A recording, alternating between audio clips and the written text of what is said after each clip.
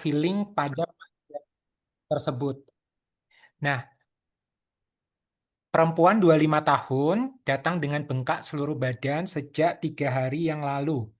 Pemeriksaan fisik, tensi oke, nadi oke, nafas oke, suhu oke. Ketemu edema palpebra bilateral, stem fremitus turun pada kedua lapang paru, Maaf edem. dokter, terputus dokter. Oke, sinyalnya masih jelek ya.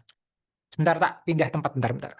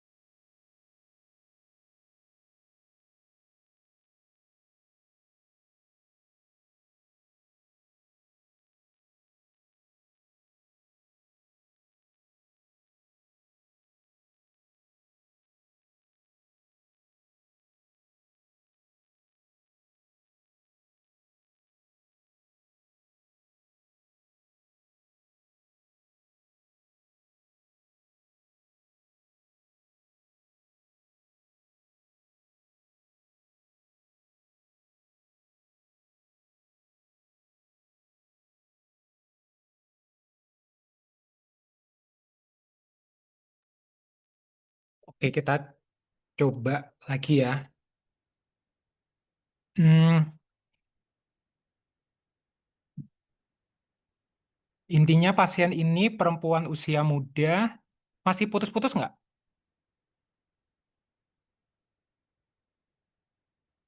Tidak, Mas. Ada Oh dok. iya. Intinya perempuan ini pasiennya masih usia muda, terus dia bengkak edema seluruh tubuh ya ini ya. Nah, terus dia HB-nya 11,2. Yang penting di sini adalah albumin darah 1,9, hipoalbumin berat, sama protein positif 3. Jadi ini merupakan proteinuria yang masuk ke dalam range nefrotik ya. Jadi range nefrotik itu biasanya proteinurianya positif 3, positif 4, terus atau dia dalam 1 hari 24 jam dia di atas 3,5 gram. Sehingga dia menyebabkan hipoalbumin berat. Oke, pertanyaannya memang adalah patofisiologi ya. Teman-teman menjawabnya adalah 70% A. Edema disebabkan oleh hipoalbumin. Nah, jadi mengingatkan sedikit terkait dengan sindrom nefrotik karena memang pasien ini proteinurianya masuk ke dalam nefrotic range. Sindrom nefrotik intinya adalah salah satu penyakit glomerulus. Nah, karena dia sindrom, jadi memang ada beberapa ciri. Yang pertama, dihafalkan ya kalau ini ya, proteinurianya di atas 3,5 gram per 24 jam. Sehingga dia menyebabkan yang kedua, albumin darahnya turun kurang dari 3,5 gram. Yang ketiga, biasanya dia ada edema. Dan yang keempat, kolesterolnya naik dan lipiduria. Oke. Nah, untuk sindrom nefrotik di orang dewasa muda itu kebanyakan biasanya adalah GN membranosa di sini, ya, diikuti dengan glomerulonefritis lesi minimal. Habis itu baru FSGS dan lain-lain. Nanti kita bahas sedikit. Nah, kalau hipoalbumin udah jelas ya, nanti bisa dibaca di slide, dia disebabkan memang bocor intinya, bocor di urin. Selain itu ada juga disebabkan karena hati tidak cukup cepat untuk memproduksi si protein albumin. Tuh, salah satunya. Nah, selain itu, sehingga di darah dia akan menyebabkan penurunan tekanan onkotik plasma. Sehingga nanti dia akan menyebabkan kebocoran ke ruang ketiga. Nah, kalau seperti ini itu biasanya merupakan teori underfill pada pembentukan edema. Jadi, karena tekanan onkotik plasmanya turun, karena albuminnya turun di darah, sehingga tidak ada yang mengikat, masalah kayak akhirnya bocor cairannya ke ruang interstisial, maka akan terjadi hipovolemia yang akan menyebabkan aktivasi sistem RAA, sistem saraf simpatis, pelepasan ADH, sehingga tujuan akhirnya adalah retensi natrium dan air di ginjal sehingga menyebabkan edem, ya. Jadi awalnya dia hipovolemia dulu. Itulah makanya dia merupakan namanya underfill, ya. Jadi pengisian cairan ke ginjal itu berkurang menyebabkan aktivasi RAA sistem dan lain-lain.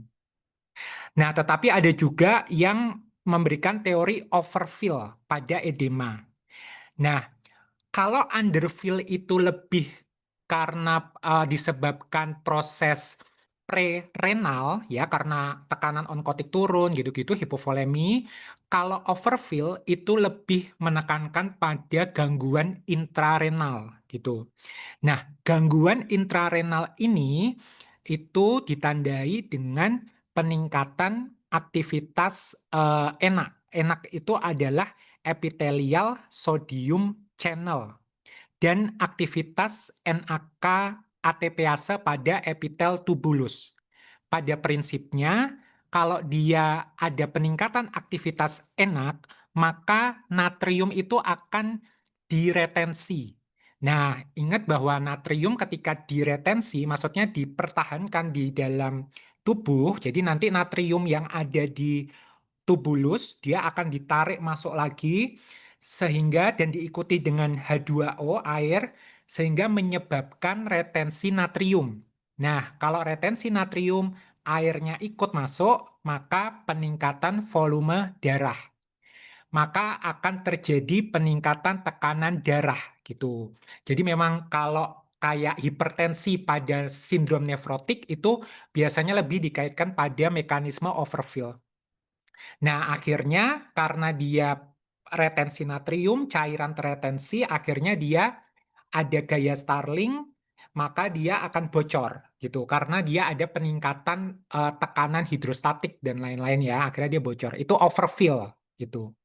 Nah, otomatis kalau terjadi peningkatan volume darah, peningkatan tekanan darah, justru di sini sistem RAA-nya akan tertekan. Jadi dia akan turun justru. Berbeda dengan yang underfill yang dia akan mengaktifasi sistem RAA. Gitu. Nah, itu singkatnya aja. Nah, terus selain itu jangan lupa, itu kan tadi terkait edema. Sekarang kalau terkait hiperlipidemia pada sindrom nefrotik, dia biasanya bisa disebabkan macam-macam. Salah satunya adalah tadi ya, proteinnya bocor di urin, akhirnya tubuh berusaha menghasilkan protein yang lebih banyak. Nah, secara intinya menghasilkan protein yang lebih banyak, tetapi di situ juga dia mengsintesis eh, lipid dan apolipoprotein hepatik. Jadi kayak selain harapannya sih kan menghasilkan albumin ya, tetapi protein yang dihasilkan tubuh itu juga berupa apolipoprotein sehingga nanti terdapat peningkatan kolesterol, LDL, dan lain-lain. Nanti lebih detail bisa di sini. Nah, selain itu jangan lupa sindrom nefrotik juga meningkatkan resiko hiperkoagulabilitas. Intinya dia menyebabkan kondisi hiperkoagulabilitas. Nah, nanti teman-teman bisa dibaca, ini saya cantumkan dari PubD, tapi kalau PubD itu kayaknya belum update terkait sindrom nefrotik. Ingat bahwa salah satu beberapa pemeriksaan yang bisa dilakukan adalah adalah pemeriksaan urin ya. Nah, untuk pemeriksaan urin selain melihat kadar protein yang tinggi dalam urin, dia juga dapat dilihat sedimen urin. Jadi misalnya kalau sedimen urinnya itu ketemunya yang halus kayak hialin, oval fat body, sedikit sel darah merah, Berarti kemungkinan dia itu yang non-proliferatif, tipe glomerulonefritisnya. Misalnya lesi minimal, ya minimal change disease, FSGS, membranosa gitu. Tetapi kalau semakin banyak eritrosit, maka kemungkinan dia lebih ke proliferatif. Nah, untuk gold standar dari diagnostik penyakit glomerulus tentu saja menggunakan biopsi ginjal. Tuh. Hati-hati, pengecualian untuk melakukan biopsi ginjal jangan pada diabetes, usia lanjut dengan komorbid yang berat, ataupun anak-anak. Nanti teman-teman bisa baca di sini. Nanti akan saya sebutkan yang terutama yang garis bawah yang perlu digaris bawah. Untuk komplikasi sindrom nefrotik, tadi ada hiperkoagulabilitas dapat meningkatkan resiko terjadinya trombosis, terutama kalau trombosis ini yang tipenya glomerulonefritis membranosa. Nanti kalau teman-teman baca, makanya kadang-kadang pasien sindrom nefrotik itu perlu kita evaluasi penghitungan skor resiko ASCVD, karena nanti siapa tahu dia butuh antikoagulan ataupun antiplatelet. Kalau di KDIGO itu warfarin. Nah, terus dia bisa menyebabkan trombosis vena renalis. Ini biasanya kalau dia ada keluhan nyeri di daerah selangkangan, hematuria, LDH naik. Nah, kemungkinan ada trombosis vena renalis.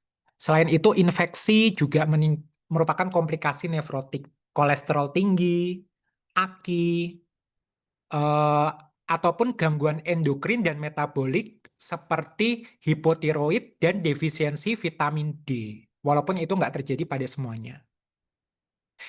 Nah, untuk tata laksananya, nanti teman-teman bisa dibaca ininya kan kita sering ketemu di Bangsal juga kan, nanti bisa dibaca. Nah, ini saya mereview sedikit terkait penyakit glomerulus. Nah, untuk penyakit glomerulus sendiri, klasifikasinya kan ada banyak.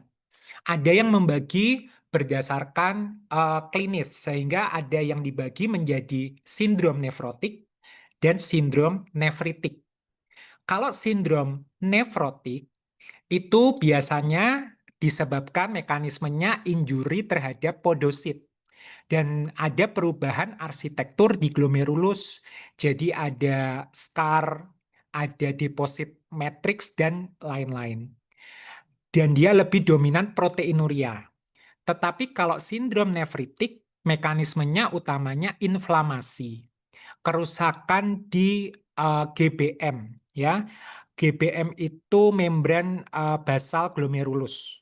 Dan biasanya paling parah nanti pembentukan crescent atau bulan sabit, tampilan PA-nya. Nah, nanti teman-teman jangan bingung ya, karena nanti kita akan ketemu istilah-istilah patologi anatomi. Nah, ada juga jangan lupa nefritik gabungan sama nefrotik ya. Nah, yang sebelah kiri ini dia lebih dominan ketemu dengan klinis sindrom nefrotik. Contohnya, minimal change nephropathy atau minimal change disease. Oke. FSGS.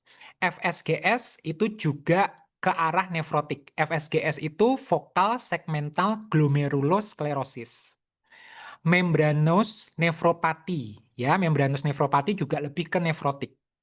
Amyloid disease, ya, amyloid renal. Diabetic nephropathy itu juga lebih cenderung ke nefrotik. Sementara yang di tengah-tengah ini bisa berupa nefrotik, nefritik, dan lain-lain campuran gitu adalah MCGN, mesangiokapilari glomerulonefritis, atau nama lainnya MPGN, membrano proliferatif glomerulonefritis, membrano ya.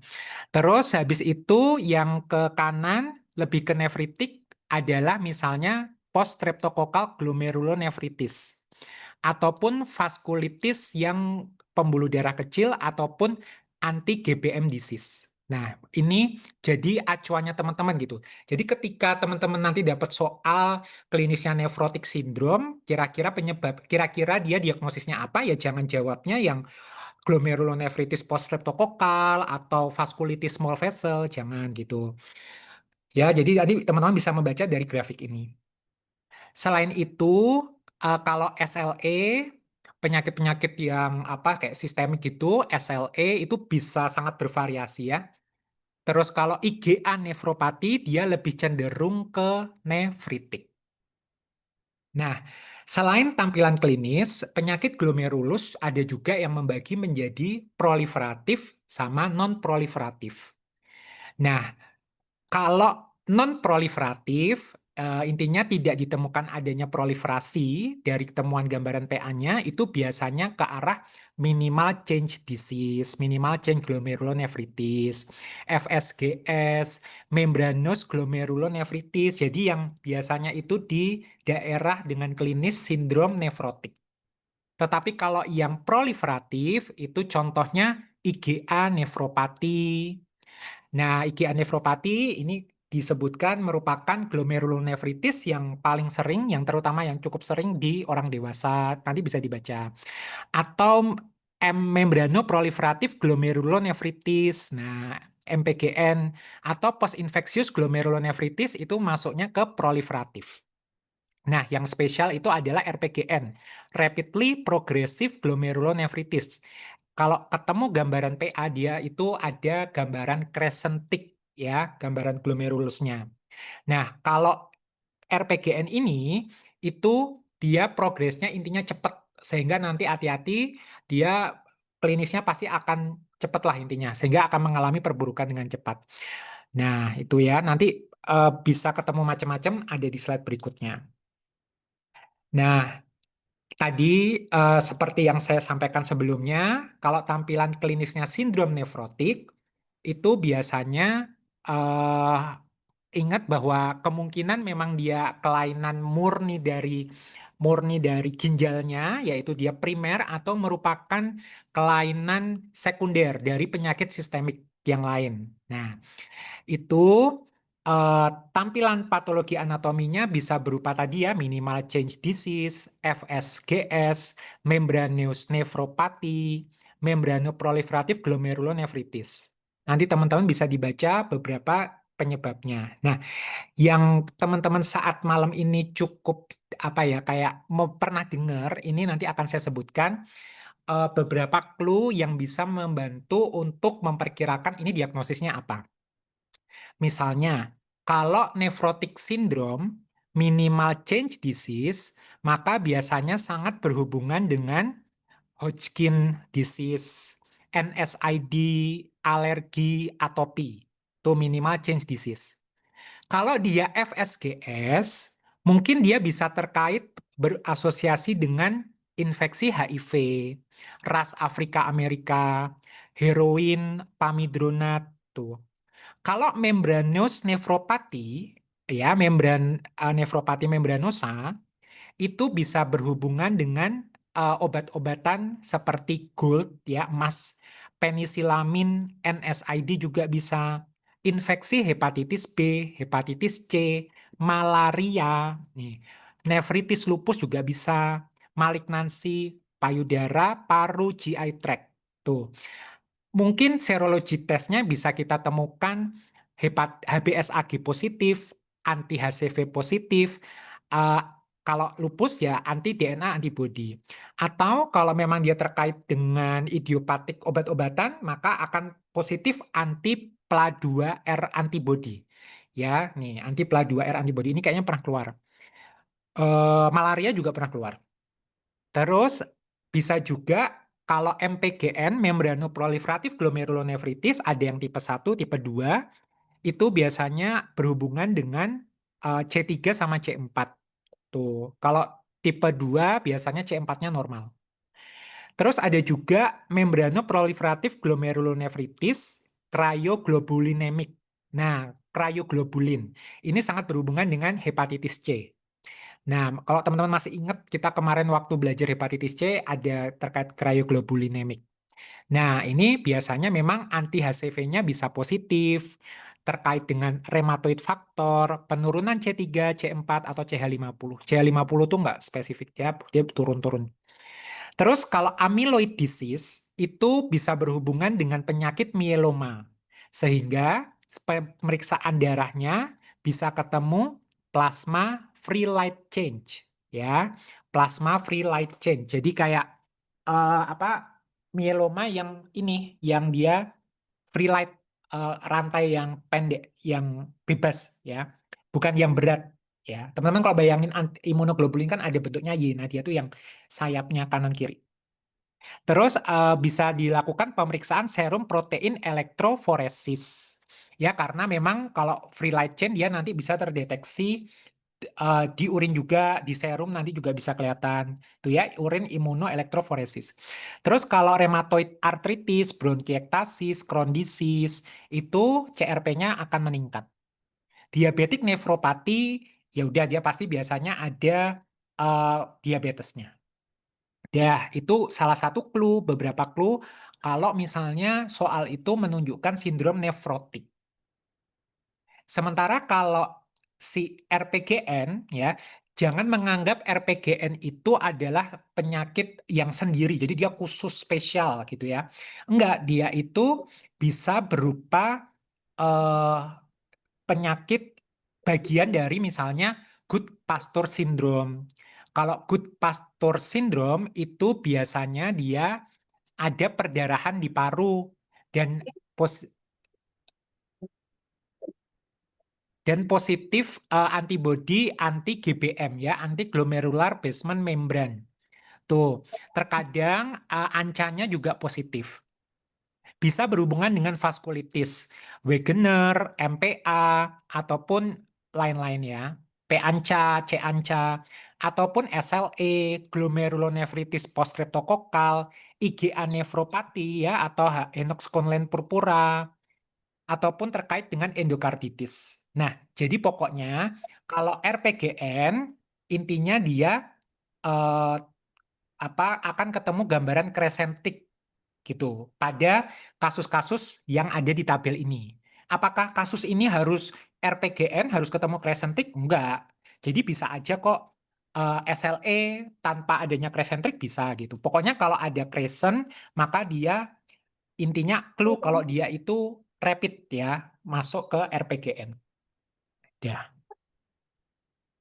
Sehingga jawabannya nomor 1 adalah overfilling.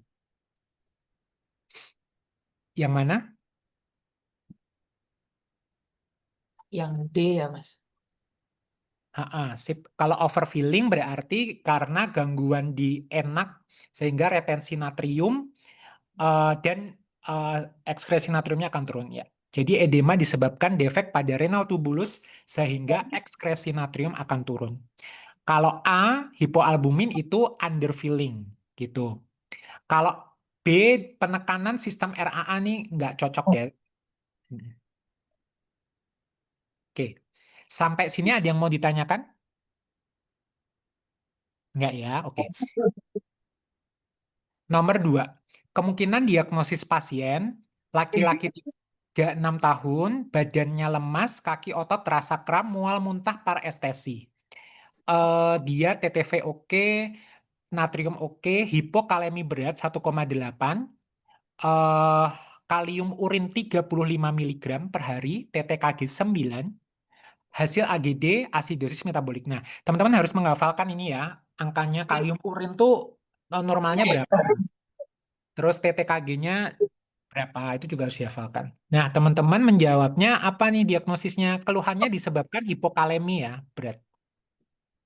50-50, 5 orang menjawab Gentleman syndrome sama 5 orang menjawab RTA. Oke. Jadi ini adalah pendekatan dari hipokalemi intinya. Nanti teman-teman bisa dibaca di sini. Intinya hipokalemi itu kalau yang paling sering jelas dia itu jangan memikirkan keluar dari ginjal, tapi cari dulu efek apakah dia minum diuretik atau obat-obatan tertentu atau dia mual muntah, GI loss gitu bisa. Nah, ini harus dihafalkan. Ini dari Harrison. Intinya adalah kalau kita sudah bisa menyingkirkan kemungkinan ini dong di mute.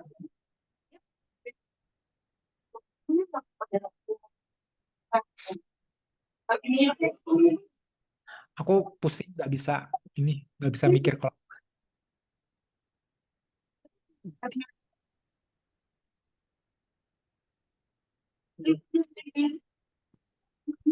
Di-kick dulu aja kalau nggak bisa di-mute. oke udah ya. Oke, nah sekarang kalau misalnya kita udah singkirkan itu semua, maka kita cek kalium urin. Nah ini dihafalkan. Apalin angka 15 ya. 15 milimol per gram, milimol per gram kreatinin atau 15 milimol per hari. Ya, dah 15, pokoknya apalin angka 15. Nah, kalau misalnya dia kurang dari 15, maka di urin kaliumnya kurang dari 15, berarti bukan dari ginjal dong loss-nya, berarti dia extra renal loss gitu. Nah, setelah itu langkah berikutnya kalau bukan dari ginjal, periksa asam basa. Kalau misalnya dia ketemu periksa maksudnya AGD ya. Kalau misalnya ketemu dia asidosis metabolik, kemungkinan dia GI loss. Atau alkalosis metabolik ya mungkin harus dicari lagi jangan-jangan dia pakai diuretik, muntah-muntah, keringetan berlebih gitu. Oke. Nah, sekarang kalau misalnya kembali lagi kalium di urinnya tinggi atau di atas 15, maka oh ini udah renal loss ini. Nah, setelah itu lakukan pemeriksaan TTKG. TTKG itu adalah pemeriksaan untuk memperkirakan nanti penyebabnya di mana lokasinya. TTKG itu adalah transtubular potassium gradient ya, intinya dia menunjukkan indeks kemampuan dari ekskresi dari kalium di ginjal. Nah, kalau TTKG-nya dia itu rendah atau kurang dari 2, kayaknya harus dipikirkan penyebab yang lain gitu ya. Nah, tetapi kalau misalnya TTKG-nya di atas 4, maka kemungkinan ada sekresi aktif kalium. Jadi kalium itu dibuang dengan sekresi aktif ke dalam tubulus renal, ya. Biasanya di bagian distal. Oke, distal kalium secretion. Kalau TTKG-nya tinggi. Nah, oke, kalau misalnya dia sekresinya tinggi di bagian distal tubulus, maka cek tekanan darah dan atau volumenya, ya. Kalau tekanan darahnya itu normal atau cenderung rendah, lakukan pemeriksaan asam basa. Nah, ini yang sering keluar di soal. Kalau misalnya dia tekanan darah normal atau rendah, ketemu asidosis metabolik, maka pikirkan dia adalah RTA. Ya, renal tubular acidosis, ya, mau itu kenanya di proksimal, di distal, bisa juga karena acetazolamid, amfoterisin B atau DKA. Nah, tetapi itu asidosis. Kalau kan RTA kan asidosis, berarti dia asidosis metabolik lah. Kalau alkalosis metabolik, nah kalau alkalosis metabolik, kita harus melihat chloride di urin. Nah, kalau chloride di urinnya itu dia tinggi, di atas 20, maka ya sebenarnya harusnya diperiksa urin rasio kalsium sama kreatinin. Kalau dia kalsiumnya dia tinggi, di atas 0,2 rasionya, maka dia kemungkinan loop diuretik atau Bartter syndrome. Kalau kurang dari 0,15, Gitelman syndrome atau penggunaan diuretik tiazid. Gitu. Ya, teman-teman cukup hafalkan yang sering muncul aja. Kenapa saya kotak biru? Karena mereka memiliki kesamaan, yaitu kalium urinnya tinggi, terus dia tekanan darahnya itu dia normal atau rendah, ya, yang saya kotak biru. Tetapi kalau dia tekanan darahnya itu tinggi, ya, maka kita harus periksa aldosteron untuk tahu apakah ini jangan-jangan karena RAA-nya aktif gitu ya. Nah, kalau aldosteronnya itu tinggi, maka kita lihat reninnya. Kalau reninnya itu tinggi, oh berarti jangan-jangan renin tinggi, aldosteron tinggi. Teraktivasi banget nih RAA sistem. Nah, siapa yang menghasilkan renin? Misalnya pada malignant hypertension itu bisa memicu. Terus juga ada kondisi RST ataupun RAS. RST itu renin secreting tumor, RAS itu renal artery stenosis. Nah, itu memicu reninnya itu tinggi. Nah, tetapi kalau reninnya rendah, itu biasanya ada yang menghasilkan aldosteron nih. Contohnya PA, primary aldosteronism, atau FH1. FH1 tuh familial hyperaldosteronism tipe 1 gitu. Logis ya. Tetapi kalau aldosteronnya itu dia rendah, maka cek kadar kortisol. Kalau kortisolnya tinggi, itu nanti akan ke Cushing syndrome. Nanti kita pelajari di lain-lain lah, di endokrin. Kalau kortisolnya dia normal, maka pertimbangkan itu Liddle syndrome. Itu yang pernah keluar di soal Liddle syndrome.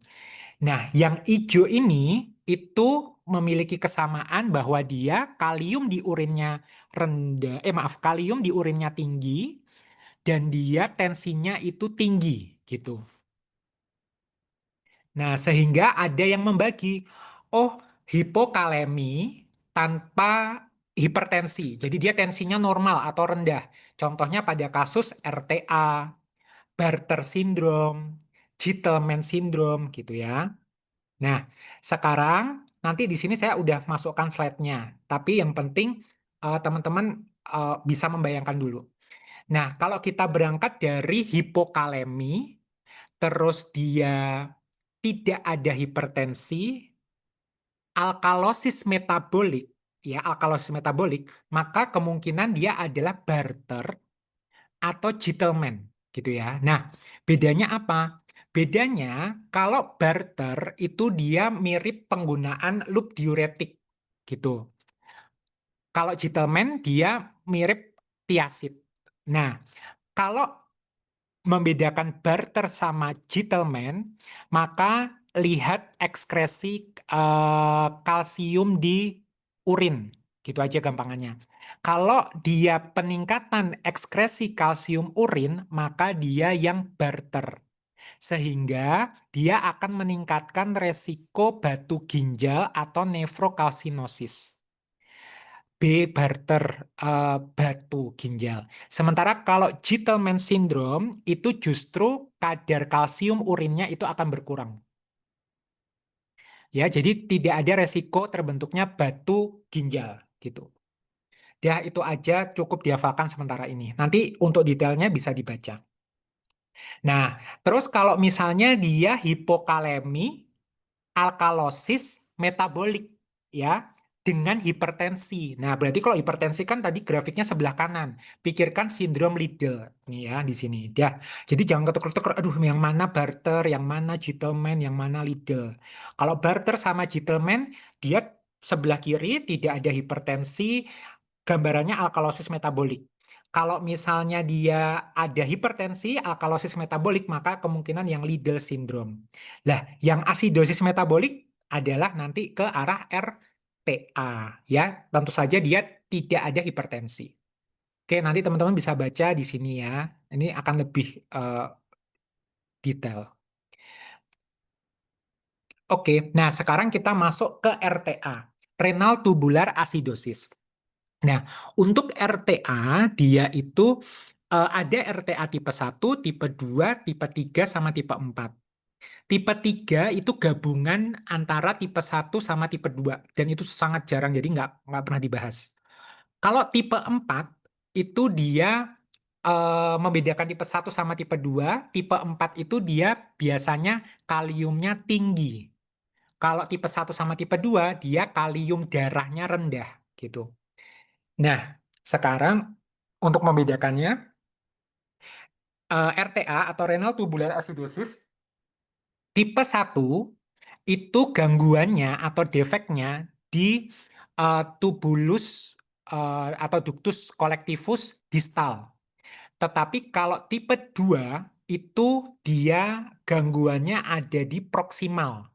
Jadi teman-teman emang bayangin nefron, memang kalau dia yang di proksimal ya, tubulus proksimal itu yang tipe 2. Memang Jadinya agak nggak urut, tapi nggak apa-apa, dia valid. Sementara kalau distal itu tipe 1, pegang itu dulu. Nah, kalau dia tipe 1, itu biasanya disebabkan oleh adanya, bentar, aku ada gambarnya nggak ya?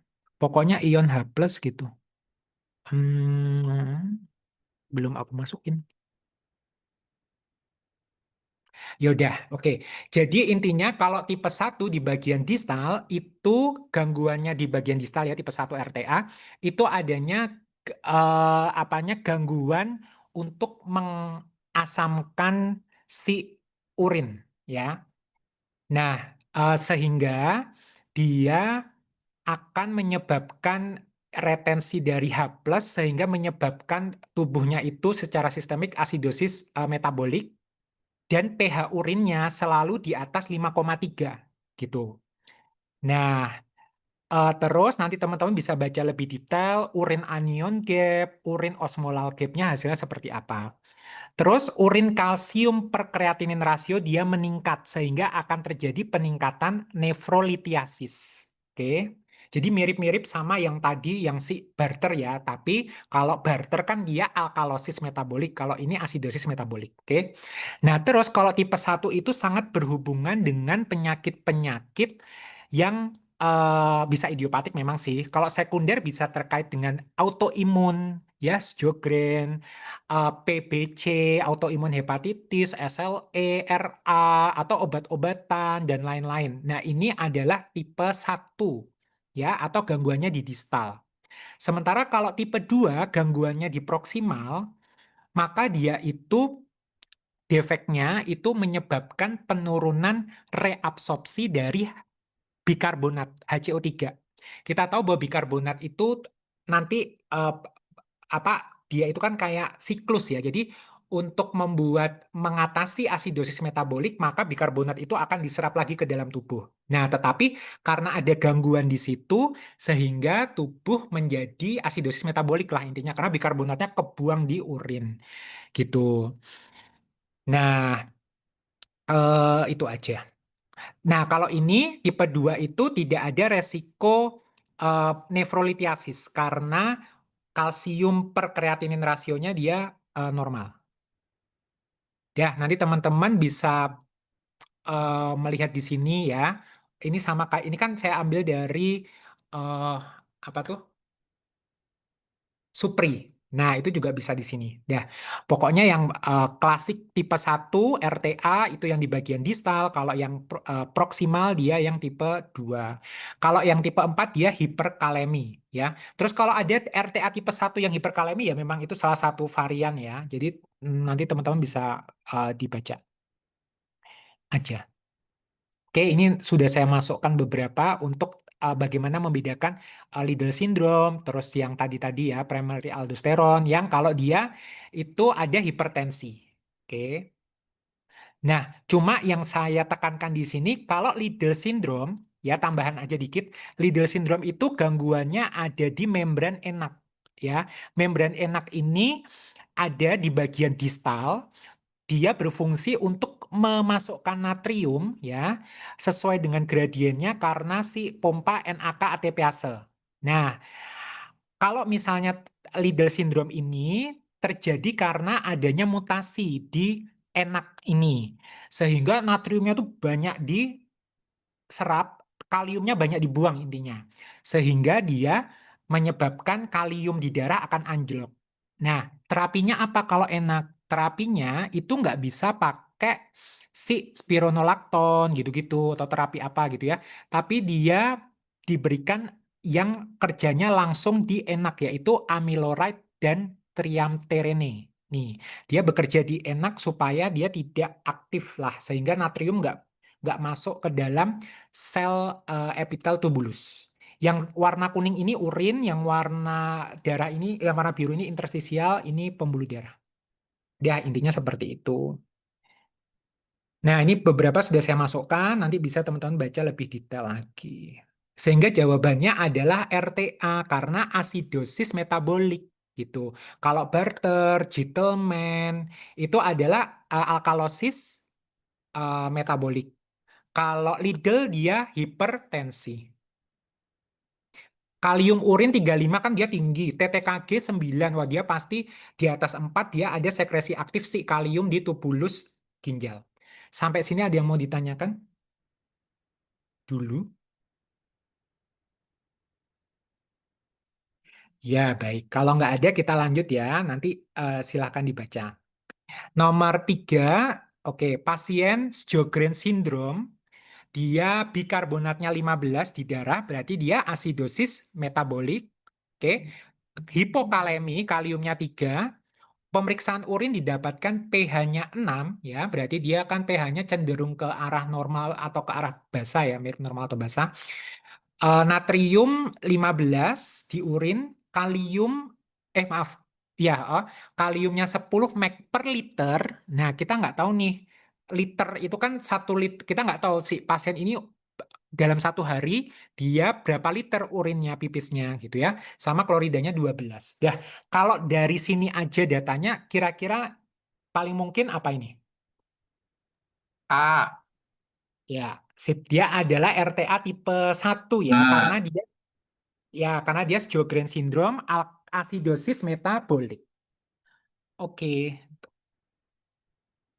Teman-teman jawabnya 50% sudah benar ya, RTA tipe 1. Dah, sekarang kita masuk ke soal hari ini ya tadi ya. Nomor 1, kemungkinan diagnosa pasien. Wanita habis kecelakaan, kraniotomi, evakuasi hematom.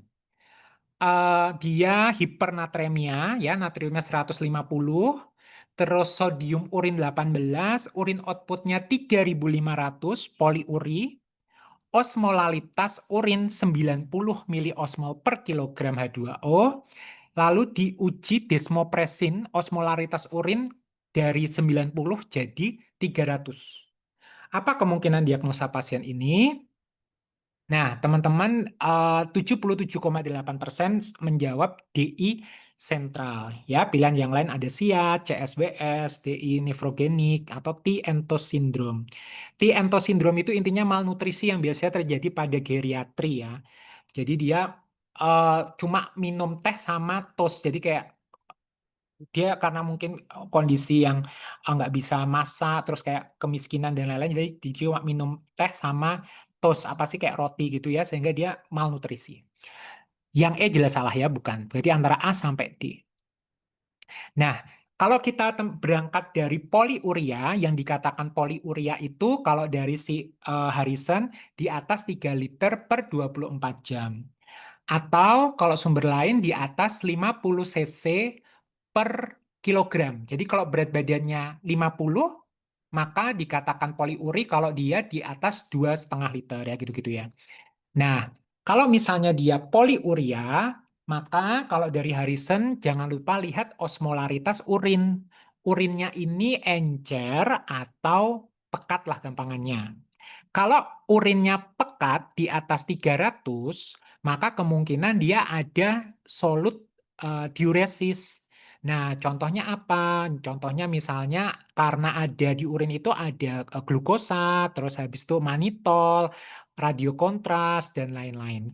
Tapi kalau urinnya encer, ya, urinnya encer, maka kita sebaiknya selain menanyakan riwayat juga melakukan pemeriksaan darah terutama natrium gitu. Selain itu karena ini akan memperkirakan ke arah mana. Kalau misalnya dia natriumnya tinggi, ya, hipernatremi, ya, biasanya kalau kita lihat yang sebelah kanan ini di atas 147, kemungkinan dia adalah diabetes insipidus. Entah itu sentral, entah itu gangguan ginjal atau nefrogenik. Tetapi kalau dia misalnya natriumnya itu cenderung dia rendah, di bawah 135, biasanya dia ke arah primary polydipsia. Ya. Nah, yang menjadi masalah itu kalau misalnya, kalau kita lihat yang sebelah kanan ini, itu dia kadar natriumnya itu normal. Nah, kalau kadar natriumnya itu normal, maka bisa kita lakukan pendekatan dengan water deprivation test ataupun baseline copeptin level. Nanti teman-teman bisa baca karena kayaknya kopeptin level ini aku nggak pernah membaca di soal ya. Tuh. Intinya kalau kopeptin itu kayak pro-nya si hormon ADH gitu ya.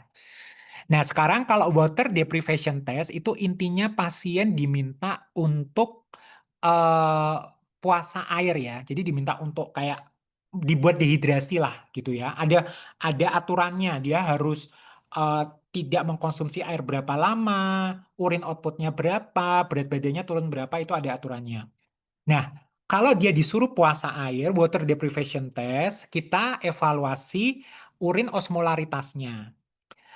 Kalau misalnya dia water deprivation test, urin osmolaritasnya kurang dari 300, atau berarti dia tuh encer, udah disuruh puasa, tapi udah dibikin dehidrasi. Dehidrasi kan kalau fisiologis pasti urinnya pekat dan sedikit. Nah ini urin osmolaritasnya itu rendah, berarti dia encer. Nah, kalau dia encer, maka kemungkinan dia jelas diabetes insipidus. Cuma dia ini tipe yang nefrogenik, gangguannya di ginjal, atau yang sentral. Tes aja dengan desmopresin test. Desmopresin test itu intinya, desmopresin itu analog ya kayak si ADH, hormon antidiuretik, ya, atau AVP lah. Nah, desmopresin kita suntik, intinya kita masukkan si ADH.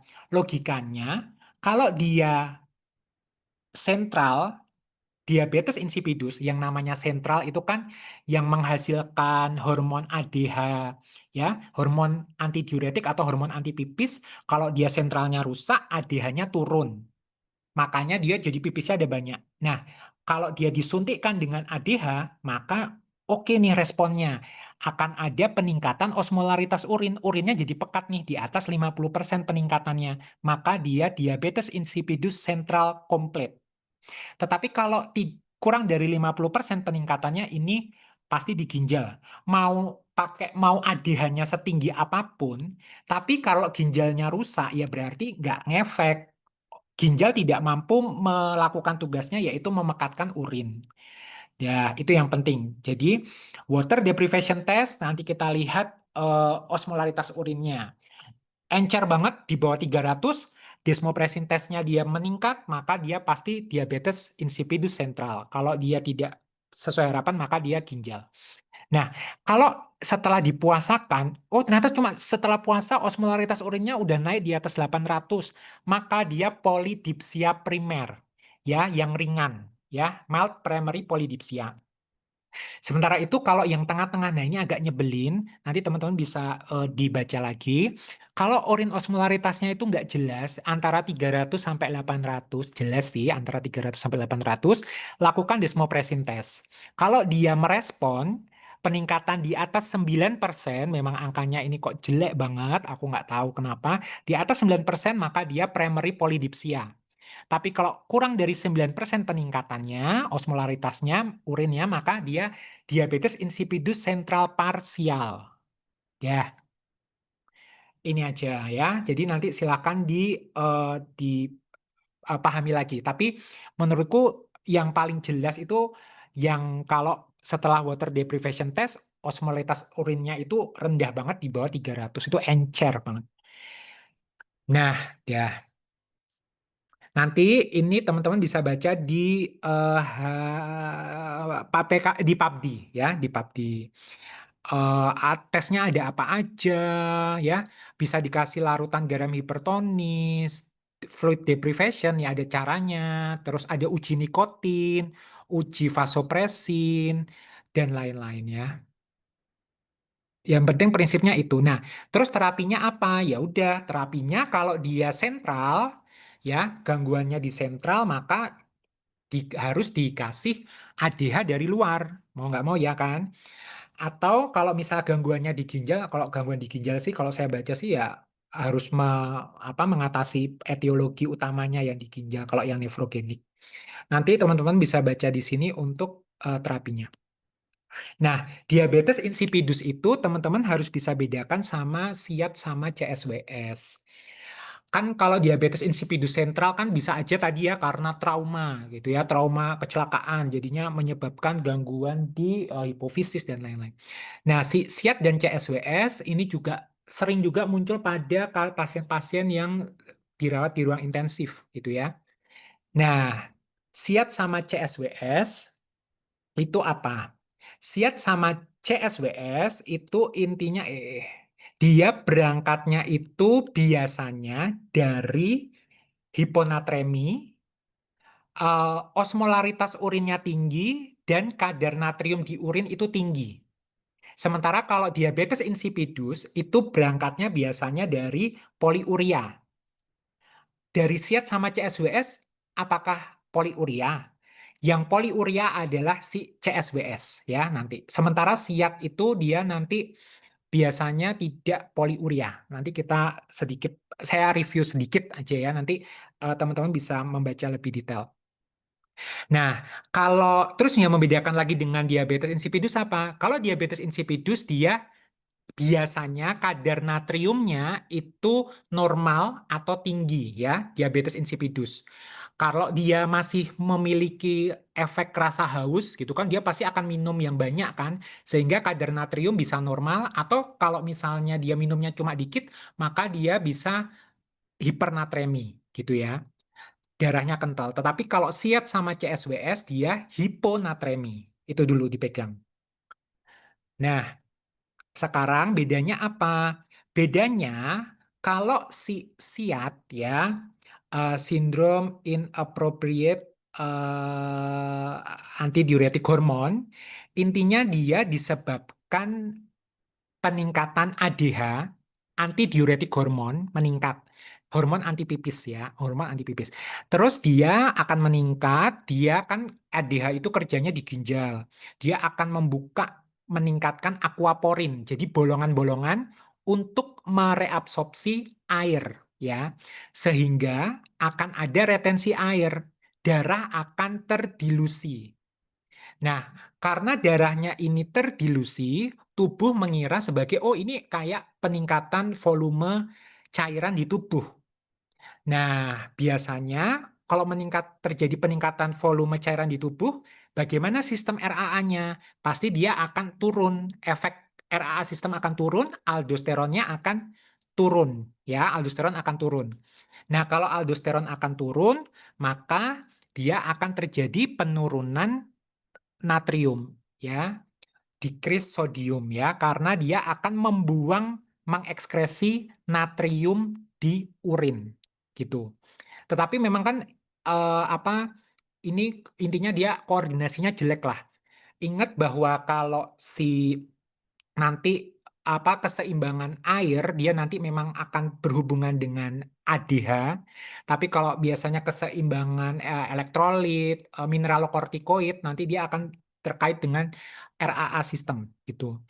Nah, sehingga pada SIAD itu akan terjadi retensi cairan, terus dia natrium di urinnya tinggi, terus dia aldosteronnya rendah dan lain-lain. Sesuai dengan cerita yang saya tadi, gitu ya. Natriumnya di darah gimana? Ya jelas akan rendah ya, karena terdilusi ataupun dia memang akan tidak direabsorpsi lagi di ginjal, akan terbuang di urin. Oke, itu SIAD. Sementara kalau CSWS, nah kalau CSWS ini gangguannya ya biasanya di kepala juga akan menyebabkan satu, penurunan sistem saraf simpatis. Kalau sistem saraf simpatisnya turun, maka akan terjadi penurunan penyerapan urat, maka dia terjadi hipourisemia. Dia akan menyebabkan penurunan penyerapan natrium di ginjal, sehingga dia akan natriumnya juga banyak kebuang di urin, ya, kebuang di urin. Selain itu, dia juga akan menyebabkan peningkatan BNP, ANP, akan menyebabkan reninnya turun, aldosteronnya dia juga akan turun, ya, dan dia akan menyebabkan penurunan reabsorpsi natrium juga di ginjal. Nah, tetapi di sini nanti ada yang membedakan antara dia SIAD sama CSWS. Kalau CSWS nanti pipisnya itu akan banyak dibandingkan dengan SIAD gitu. Nanti perbedaannya ada di sini. Nah, jadi kalau tadi ya, ini gimana ya? Oh ini nih. Nah, jadi kalau misalnya si siat volume tubuhnya itu normal atau hipervolemi, ya tadi karena dia retensi cairan, karena airnya kan dia dimasukkan ya, karena aquaporinnya bolongan-bolongannya ada banyak. Tekanan darahnya biasanya normal, hematokritnya normal, central venous pressure-nya normal atau meningkat gitu ya. Itu pada siat karena kan volume cairannya kan meningkat biasanya. Urin volumenya itu biasanya bisa normal atau malah turun. Sementara kalau aldosteronnya tadi dia turun, reninnya dia turun, dan lain-lain. Nah, terus makanya sama urin sodium levelnya dia akan meningkat. Jadi ada natriuresis. Terapinya apa? Restriksi cairan, ya. Tuh, restriksi cairan ya. Berbeda sama si CSWS. Kalau CSWS, tubuhnya itu akan terjadi hipovolemia karena dia natriumnya itu tidak direabsorpsi lagi di ginjal, jadi dia kebuang. Natriumnya kebuang di ginjal, dia narik cairan, sehingga cairannya juga akan kebuang di ginjal. Gitu, sehingga dia cenderung akan resiko kayak volume tubuhnya hipovolemik, sehingga nanti terapinya adalah resusitasi cairan. Gitu. Aldosteronnya dia macam-macam, biasanya turun juga kok, sesuai dengan grafik sebelumnya.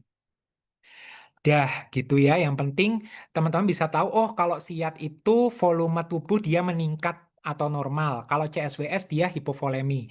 Kalau CSWS maka dia harus diresusitasi cairannya, kalau siat itu justru restriksi. Nah, yang penting teman-teman malam ini cukup tahu perbedaan utamanya sama konsepnya. Dan kesemuanya jangan lupa dia hiponatremi ya, gitu. Makanya ini persamaannya mereka hiponatremi, osmolaritas urinnya tinggi, sama natrium urinnya dia tinggi. Ya, ini nanti bisa dibaca. Obatnya macam-macam, cairan dan lain-lain, fludrocortison dan lain-lain. Sehingga pada nomor 1 ini jawabannya adalah A, B, C, D, E. Yang mana? Sentral. Ya, yang diabetes insipidus yang sentral ya, karena dia hipernatremi. Terus dia dipakai desmopresinnya, dia oke banget nih dari 90 jadi 300. Wow, sangat sangat responsif ya. Tuh, setelah di desmopresin. Dah, tuh. Oke, nomor 2. Diagnosis yang paling mungkin, perempuan 49 tahun dirawat di rumah sakit 10 hari terakhir berobat pneumonia. Udah macam-macam minum antibiotik 7 hari sebelum dari ke rumah sakit. Terus dia demam, suhunya 38,8, ada ruam kulit erimatosa, ureum serum 80, kreatinin serum 2,3, apusan darah tepi ada eosinofilia. Urinalisa ketemu protein urin positif 2. Nah, ini diagnosis yang paling mungkin. Jadi kasus ini mau teman-teman jawabnya kebanyakan B ya. Oke. Jadi kasus ini mau merujuk kepada gangguan ginjal akut atau AKI, akut kidney injury. Nanti teman-teman bisa baca di pedomannya Pernefri tahun 2023. Itu udah yang terbaru. Jadi selain ada gangguan ginjal akut, ada gangguan ginjal kronik, juga ada AKD. Ya, akut kidney disease atau penyakit ginjal akut. Bedanya AKI sama AKD, yaitu biasanya kalau AKD dia sudah ada kriteria kelainan struktural ya, tapi dia kurang dari 3 bulan. Tuh, nanti teman-teman bisa dibaca untuk definisi dari gangguan ginjal akut, intinya gangguan ginjal, terus dia biasanya ada peningkatan kreatinin serum dalam 2 hari ya. Biasanya di atas sama dengan 0,3 atau misalnya meningkat 1,5 kali dalam 7 hari, volume urin kurang dari setengah cc per kg selama 6 jam. Nanti ini sebaiknya dihafalkan ya. Gampang kok, ada stadium 1, 2, 3, apalin aja. Kalau stadium 1 itu 1,5 sampai 1,9 dari nilai dasar atau meningkat 0,3 mg per desiliter ke atas. Stadium 2, 2 sampai 2,9. Stadium 3, 3 kali meningkat ya. Terus output urinnya juga dihafalkan karena beberapa kali keluar di soal. Ya, stadium 1 kurang dari setengah cc per kg selama 6 sampai 12 jam. Kalau minimal 12 jam kurang dari 0,5 cc per kg itu stadium 2. Stadium 3 lebih ekstrim, dalam 12 jam itu anuria atau 24 jam kurang dari 0,3 cc per kg. Nah, ini ya. Ini spektrumnya seperti saya sampaikan. Penyebab-penyebabnya teman-teman bisa dibaca. Kalau dia AKI, ada prerenal, renal, atau intrarenal, sama postrenal. Cuma di sini yang saya ingin tekankan, yang di penyebab intrarenal, itu penyebabnya bisa karena vaskular, seperti stenosis arteri renalis, mikrovaskular seperti kasus TTP, HUS, DIC, APS, hipertensi maligna, dan lain-lain. Penyakit glomerular seperti tadi ya, RPGN, terus ya macam-macam, atau tubulointerstisial. Nah, kalau penyakit gangguan di tubulus dan interstisial, contohnya adalah AIN, ya, AIN atau misalnya ATN dan lain-lain gitu. AIN itu akut interstitial nephritis. Nah, kalau AIN itu biasanya bisa karena obat-obatan, infeksi, penyakit limfoproliferatif, rhabdomyolysis, dan lain-lain. Itu rhabdomyolysis itu pigment nefropati. Jadi dia bukan ke AIN. Nanti teman-teman bisa baca di sini untuk terkait gangguan ginjal akut gitu.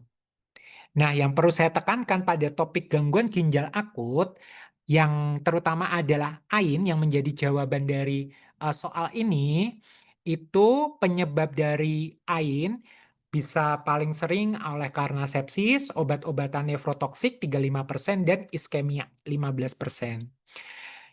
Nah, untuk membedakan AIN sama ATN, ini saya cuma ngambil dari internet. Kalau AIN itu biasanya di urinalisa akan ketemu sel darah putih tanpa bakteri, hematuri, proteinuria ringan, ya, terus ada kas leukosit, dan yang biasanya ditunjukkan di soal, dia biasanya ada peningkatan eosinofil, bisa di darah, bisa di urin, muncul res sama demam. Jadi kayak ada trias ya. Triasnya demam, res, blood eosinophilia. Ya. Tentu saja dia biasanya ada AKI. Ya. Terus dia juga biasanya disebabkan karena obat-obatan seperti NSAID dan lain-lain. Tetapi kalau ATN, biasanya dia urinnya itu ada kas muddy brown ya, jadi berwarna kayak coklat lumpur gitu ya. Nah, nanti di sini nih lebih gampang lagi AIN ya, urin eosinofil tadi sama ada triasnya itu. Terus kalau ATN dia biasanya cast muddy brown. Tuh, kalau yang lain-lain ya glomerulonefritis tadi ya, kalau yang nefritik itu yang banyak sel darah merah, kalau nefrotik itu fat oval body. Kalau misalnya prerenal dia case lucu-lucu yang case hyalin. Nanti teman-teman bisa baca di sini. Ini saya ambil dari PubD.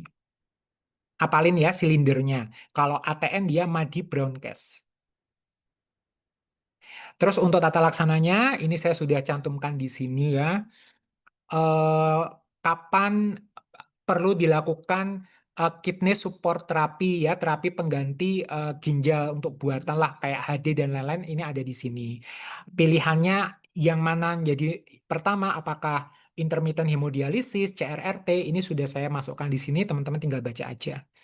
Terus untuk beberapa formula seperti nutrisi, kecukupan nutrisi sudah saya cantumkan di sini seperti energi itu biasanya kalau AKI 20-30 kilokalori per kg per hari.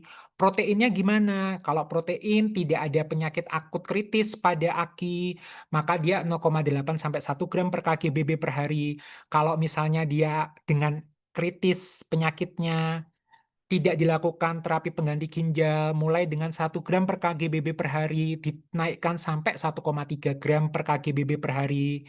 Terus kalau misalnya dia sudah mulai ada HD TPG konvensional, terapi pengganti ginjal konvensional, dinaikkan lagi 1,3 sampai 1,5. Kalau misalnya dia pakai CKRT yang dia SLED dan lain-lain, maka dia bisa 1,5 sampai 1,7. Ya, nanti dihafalkan.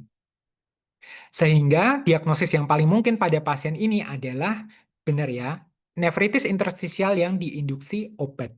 Untuk obatnya selain NSAID, ada yang sudah saya cantumkan di situ juga tadi. Oke, soal nomor 3, komposisi paling banyak pembentuk batu Staghorn. Laki-laki 60 tahun, dia BAK disertai nyeri pinggang, gambaran batu Staghorn pada ginjal kiri. Ya, jadi kita masuk ke topik BSK, batu saluran kemih. Dan teman-teman, loh, saya salah mengcopy ya, nanti saya revisi dulu. Nah, intinya kalau di urologi, intinya ya yang harus teman-teman tahu, batu saluran kemih bisa muncul pada ginjal, bisa muncul pada ureter, ataupun di vesika urinaria. Ya. Bisa nefrolitiasis, ureterolitiasis, vesikolitiasis, atau uretrolitiasis. Uretro itu di uretra. Nah, untuk jenis batu, teman-teman juga harus tahu. Paling sering biasanya adalah yang paling umum batu kalsium oksalat. Nah, nanti beberapa faktor resikonya akan saya jelaskan di belakang. Yang lain, yang lebih jarang adalah batu struvit. Nah, batu struvit ini disebut sebagai batu menular karena berhubungan dengan ISK. Penyebabnya biasanya adalah organisme pemecah urea seperti Proteus mirabilis, Klebsiella, Staphylococcus, Pseudomonas, Mycoplasma gitu. Dia akan memecah urea jadi amonium dan CO2. Sehingga nanti pH-nya di urin akan meningkatkan pH urin ke nilai netral atau cenderung basa. Batu asam urat itu juga bisa, lebih jarang ya, ataupun karena obat-obatan seperti indinavir atau ciprofloxacin. Dia dapat mengkristal menyebabkan batu. Tapi paling sering ingat adalah batu kalsium oksalat. Nah, ini nanti teman-teman bisa dibaca pemeriksaan penunjangnya apa. Biasanya awal itu USG ataupun memang CT scan. Nah, terus berdasarkan karakteristik sinar X ada yang radio opak atau opasitas rendah atau radiolusen.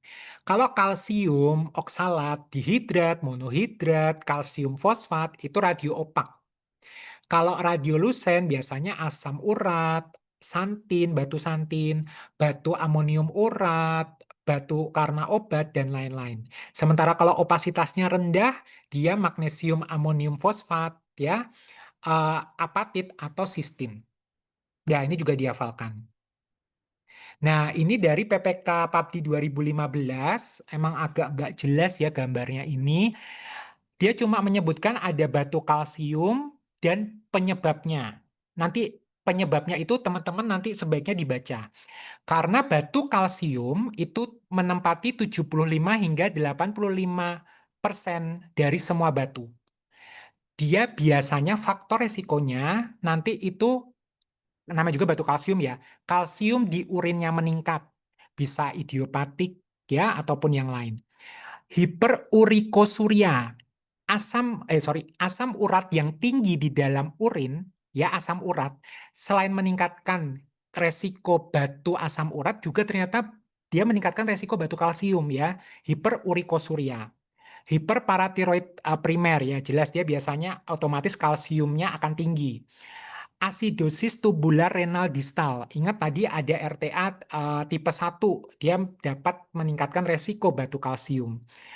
Diet hiperoksalat. Nah, teman-teman kalau misalnya makan banyak makanan yang mengandung oksalat, sehingga nanti oksalat di urin tinggi, maka dia juga meningkatkan resiko batu kalsium. Maka batu kalsium oksalat ya.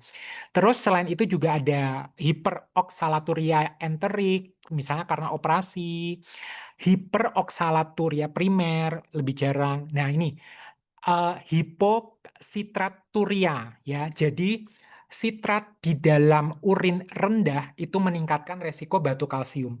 Yang tadi saya sebutkan ini itu akan mempengaruhi tindakan edukasi ke pasien untuk mengurangi resiko rekurensi ataupun pembentukan dari batu kalsium. Nanti saya simpulkan. Terus kalau batu asam urat biasanya sangat berhubungan dengan metabolic syndrome, GOUT, Ya, idiopatik, dehidrasi, sindrom Lesnihan gitu. Batu sistin atau batu struvit juga cukup dijelaskan di sini. Batu struvit itu seperti pada soal nama lainnya adalah MAP, magnesium amonium fosfat, dan dia sangat berhubungan dengan infeksi. Nah, ini teman-teman bisa dibaca nanti untuk terapi umumnya dari PNPK BSK di tahun 2023 ya, apa 2000, saya lupa 2023.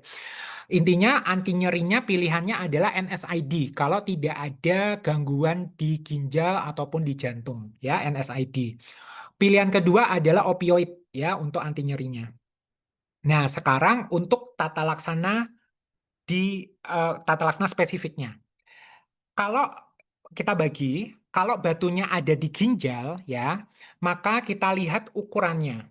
Kalau ukurannya di atas 2 cm, maka pilihan rekomendasinya adalah PCNL ya, percutaneous nephrolithotomy. Nah, PCNL ini intinya adalah dia dimasukkan kayak nefroskopi, jadi dia ditusuk dibuat ini invasif tapi minimal kok.